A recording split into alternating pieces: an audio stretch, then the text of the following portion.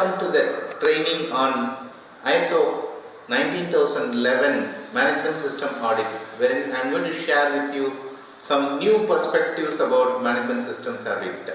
My name is Jaganathan. I am Managing Director of Futurecalls Technology and a Management Systems professional. We are going to talk about a standard, ISO standard 19011-2018, which is the guideline for management systems. Before getting into the auditing, let's understand first what is a management system. A management system is the way in which an organization manages the interrelated parts of the business, that is the various functions, in order to achieve a specific objective in the business.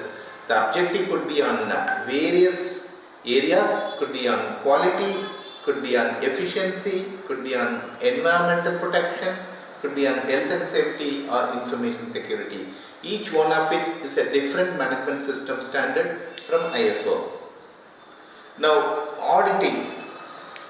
ISO has released a separate standard called 19011 and the current version is 2018, which is a guideline standard. The difference between a guideline standard and a practice standard is that 19011, which is a guideline standard, is not certifiable standard. Okay. Now, all management system audits are done as per ISO 19011 guideline standard. Okay, types of audit. There are three different types of audit. The first one, or what we call it as the first party audit, it's an internal audit. It's within the organization, initiated by the organization, either by its own employees, qualified auditors or external auditors, initiated by the organization with an objective to identify the health of the management system from an organization. Second party audit, it's the audit which is initiated by one of the stakeholders to the organization, either a customer or a supplier, and someone doing the audit on behalf of the customer or supplier. Then the third party audits are neither from the organization nor from its stakeholder, but carried out by an external body, usually a certification auditor, with an objective to assess and certify an organization for conformance to management system standards. Okay, now ISO 19011 is not a requirement, so it's not a certifiable standard, it's a guideline.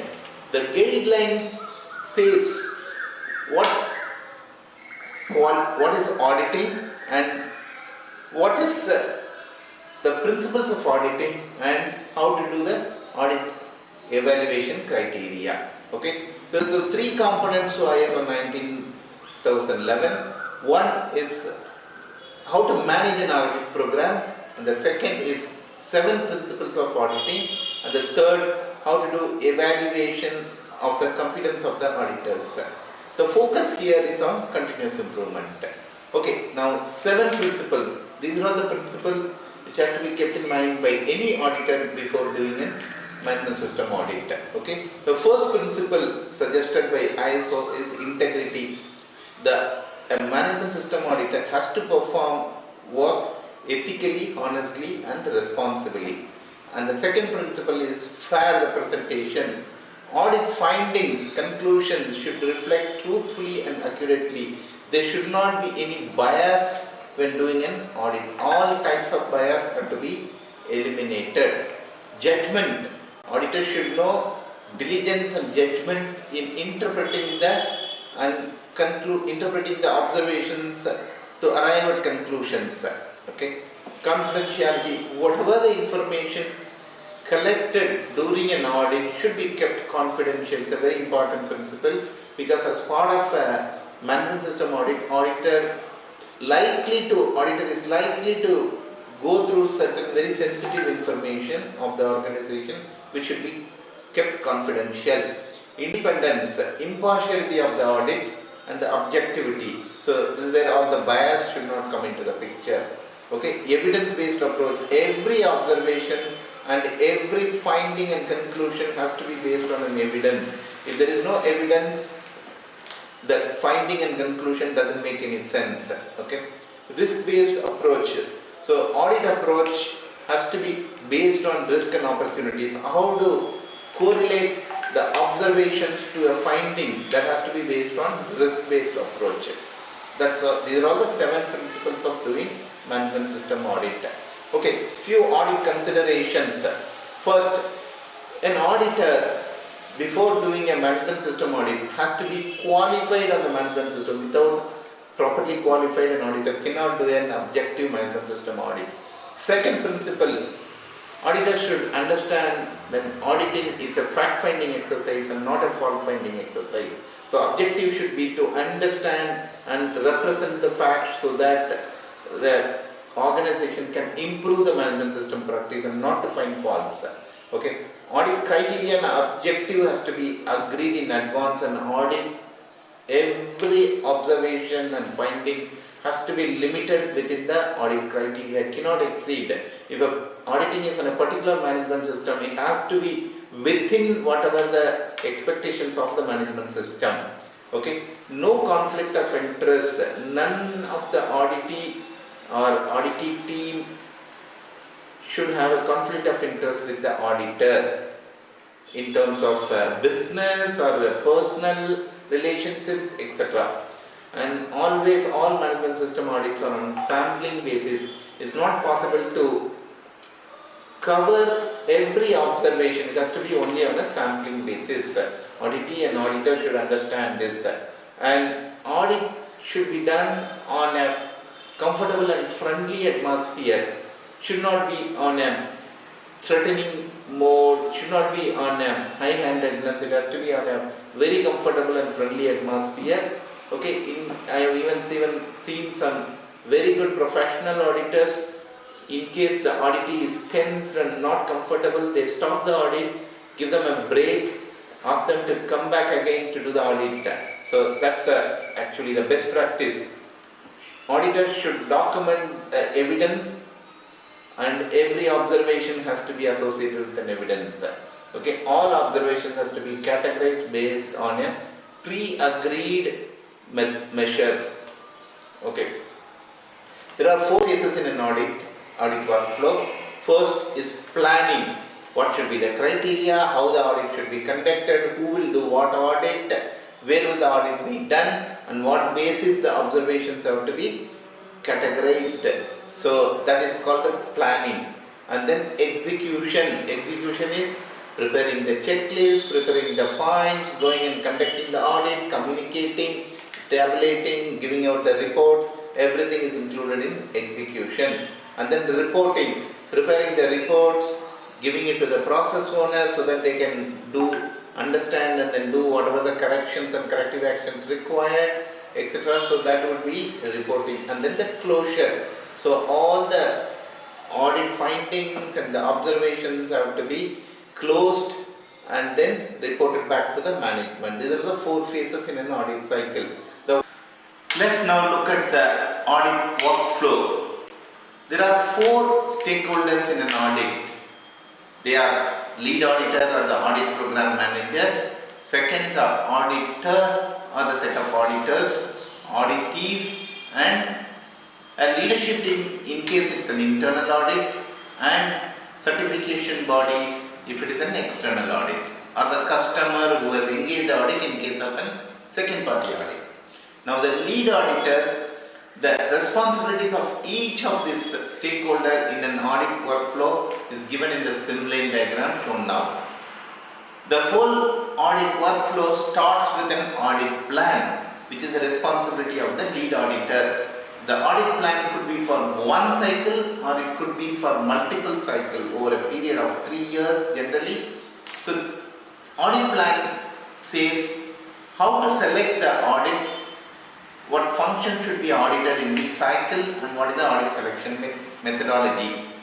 And next, in terms of workflow, is an audit schedule for the current cycle in terms of who is going to be the auditor, who is going to be the auditee, and what is going to be the audit criteria. And third, assign the duties and responsibilities to the set of auditors for conducting the audit. Then the auditor starts taking over, auditors. So they coordinate with the auditee and confirm the audit schedule and prepare the audit checklist before conducting the audit and then conducting an audit. When conducting an audit, it could be an opening meeting where the auditor audit sheets and compiling the observations as an audit report. So at the end of the audit, auditor is expected to give feedback to the auditee in terms of how the audit has gone about and a quick summary of the audit recommendations. Now there are two possibilities. If there are no non-conformities or there could be few non-conformities. If there are few non-conformities, then someone has to do the root cause analysis to find out what is the root cause of each of these observed non-conformity so that a suitable corrective action can be taken to close the non-conformity so that the non-conformity will never repeat again. Unless the root cause analysis is done, corrective action taken, non-conformity will keep repeating again. Okay, so who is the best to do a root cause analysis? The root cause analysis is to be done by the auditee. What if an auditee doesn't know how to do a root cause analysis? Then in that case, the auditor who is supposed to be knowing how to do a root cause analysis can brief the auditee and help the auditee to understand the process of root cause analysis so that the auditee can do the root cause analysis for the observed non-conformities and come back to the auditor the list of root cause and corrective actions. Then the auditor prepares an audit report. Now audit report, is it prepared unilaterally? Not. So once the audit report is prepared, the auditor is supposed to send the audit report to the auditee and get the auditee's acceptance. Then only the audit report. It's not unilaterally the authority of the auditor to prepare whatever they want. Okay, it has to be accepted by the auditee. In case an acceptance cannot be agreed between the auditor and auditee, there could be dialogue, communication to make the auditee understand why the observation still a consensus could not be arrived. Then the lead auditor has to pitch in and then arrive at a consensus or a final decision. Okay. Then who is expected to implement the corrective actions from the root cause analysis? Auditee is expected to implement because that is their function. They only can. Auditor has no role in that. Auditor can do a follow-up to see whether the root cause analysis is done and the corrective actions are getting implemented. Now the summary report sent by the auditor to the leadership team or to the certification body and based on which the recommendations for improvement is arrived at. This is the whole audit workflow. Now checklist, what are the things an auditor can prepare before going to an audit? One definite area where it will help an auditor to do an objective audit is to understand the previous audit reports. Could be an internal audit report or a second party audit report or third party audit report, so that the auditor can check what is the status of each of the observations currently. If there is a non-conformity, they have to verify whether the non-conformity has been cleared from the system or not. Second area which would help is understanding of the process description of the function, and if there are any standard operating procedures, it will give an auditor a good idea about the process. And the third area is stakeholder requirement. Even if it is a function within an organization, the expectation from all the stakeholders, either internal or external from that function, would give you a good background in terms of how to go about questioning. Okay, and the risk register of the function is a definite document which an auditor should go through to understand what are the risks identified from this function. And of course, standards on which the audit is and regulatory requirements from this function. So these are all the checklists, important checklists for doing an audit. Now, audit has been done, completed. Now it's the time to do findings from the observation. There are sets of findings. An auditor has noted down.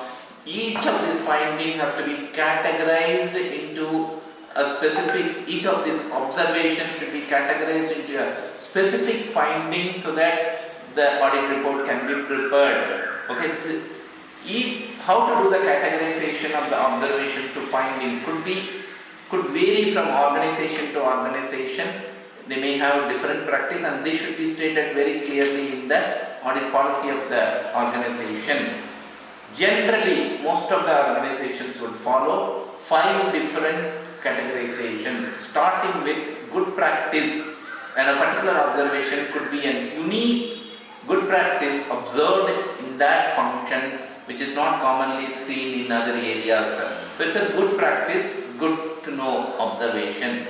Second observation could be, again, no action required for a good practice observation. Conformance, second category of finding could be conformance. The sample selected and the observation from that sample meets the requirements of the standards, and hence no further action required. Okay, and the third finding could be opportunities for improvement. The selected sample meets the requirements as of now, however, has the potential to become a non-conformity if the concern is not addressed. Opportunities for improvement is what generally misunderstood, and people generally believe that there is no action required if it is an opportunity for improvement. That's a wrong understanding, and that should be made, the auditee should be made to understand that a non-opportunity for improvement also requires action to be taken, because if action not taken, then this could become a concern sometime later. Okay, so action is not optional, however root cause analysis is optional for an opportunity for improvement. Okay, minor non-conformance means there are 2 types of non-conformance could be there: minor non-conformance or major non-conformance. Minor non-conformance means the selected sample does not meet the requirements of ISO standard in some areas, in some aspect. However, the process is still being followed, the process is okay. So, a root cause analysis has to be done by the auditee before the auditor can confirmation or certification. The auditee has to do a root cause analysis and confirm back to the auditor what is the root cause and what actions will be taken in what time frame. Then only the certification can be recommended. So this is minor non-conformance. Major non-conformance means sample does not meet the requirement, as well as the process, there is a clear weakness in the process in multiple areas, either because of multiple non-conformities in one domain, or because the process is not being followed properly. So in this case, root cause analysis has to be done, and also the corrective actions have to be recommended on high priority. So auditor will do a revised audit and once again do an audit after all the corrective actions have been implemented and the non-conformity removed from the system. Only then the function or the organization is confirmed to be following the standard. So I will give you an analogy. This is where the interpretation would help. I will give you an analogy how to understand each of this audit finding category. Suppose, assume that you have a lot of master health checkups nowadays. Assume you are going and taking a master health checkup, which is nothing but doing an internal audit. Go each and every criteria, expectation you see, observation, and verify that everything is meeting the requirement. So that is what a master health checkup. So the hospital takes each and every test and then see whether everything is meeting as per the requirements or expectation of a healthy individual. So that is what is called master health check or doing an audit. Now what could be the outcome of a master health check? Number one, that's what every one of us want to be in. First, that everything is normal, I am healthy, functional, no issues, no concern, no action required. That is what is called conformance in an audit. Then, but the second possibility, unfortunately, could be that it's borderline, there are certain concerns, immediate concern is not there, but however, certain corrective processes required. For example, your sugar is on the borderline. Instead of your fasting sugar, instead of the target measure or the maximum measure of 100 for a fasting sugar, it's somewhere in 102, 103. So it's in the borderline. You don't have to take any medication. However, it's not a good sign. It's not a healthy sign. If it is allowed to continue, you may get into diabetes on a later stage. So you have to make good practice in terms of your food habits or your exercise you have to increase.